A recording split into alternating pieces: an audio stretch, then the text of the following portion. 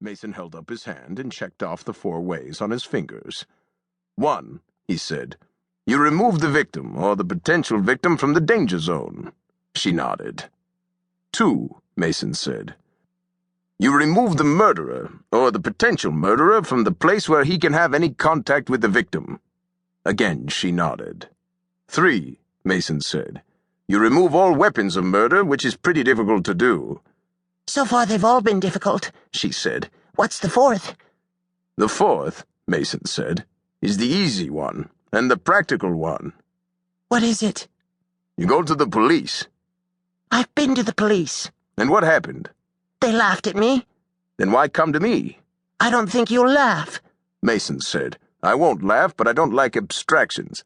My time's valuable. Apparently you're in a hurry. I'm in a hurry. I don't like this business of having a client say, A wants to murder B. Let's get down to brass tacks. How much you going to charge me? Mason said. That depends on how soon you quit beating around the bush. I'm a working woman. I don't make a great deal of money, Mason said. Therefore it's to your interest to have the charge as low as possible. That's right. So, Mason said, you'd better tell me what this is all about and talk fast. Then how much will you charge me? Mason regarded the wooden face across the desk. He glanced amusedly at Della Street. His eyes turned back to his client and softened into a smile. $1, he said. For advice, if you've told your story within the next 4 minutes. There was not the faintest sign of surprise in her face. She repeated merely, $1? That's right. Isn't that unusually low? Mason winked at Della Street. What's your standard of comparison? She opened her purse. Her gloved hands took out a coin purse. She opened it, selected a folded dollar bill, smoothed it out, and put it on the desk. Mason didn't touch it. His eyes kept regarding her with puzzled curiosity. She closed the coin purse, put it back in her bag, snapped the bag shut, put the bag on her lap, folded her gloved hands on the bag, said, I think Mr. Bain wants to murder his wife. I'd like to prevent it. Who's Mr. Bain? Nathan Bain. He's in the produce business. You may know him. I don't. Who's his wife? Elizabeth Bain. How do you know all this? By using my powers of observation. You're living in the house? Yes. Waiting on someone? Yes, Mrs. Bain. Elizabeth Bain. What's the matter with her? She was hurt in an automobile accident. Bad? I'm afraid worse than she realizes. There's been an injury to the spine. Can she walk? No, and she is never going to walk again. Go ahead, Mason said. That's all. Mason's voice showed annoyance. No, that isn't all, he said. You think that he wants to murder her. You aren't a mind reader, are you?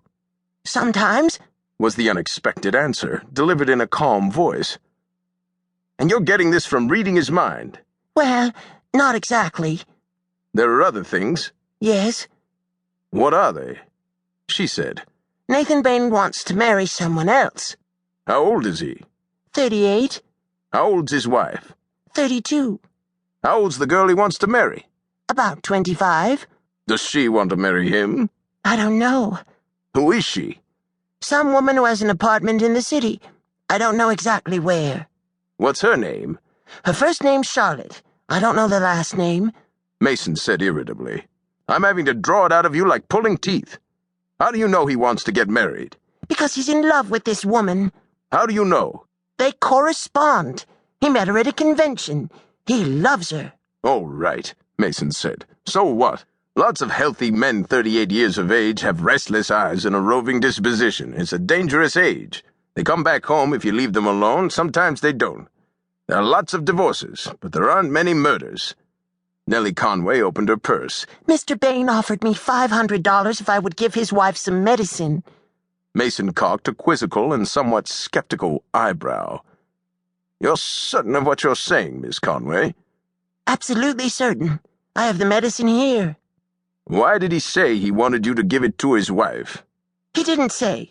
He just said that he thought that this medicine would be good for her. He doesn't like his wife's doctor. Why not? The doctor was an old friend of Elizabeth's. You mean Bain is jealous? I think so. Look, Mason said irritably. All of this doesn't make sense. If Bain wants his wife out of the way, he'd much rather have her divorce him and marry the doctor than to try and get rid of her by giving her poison.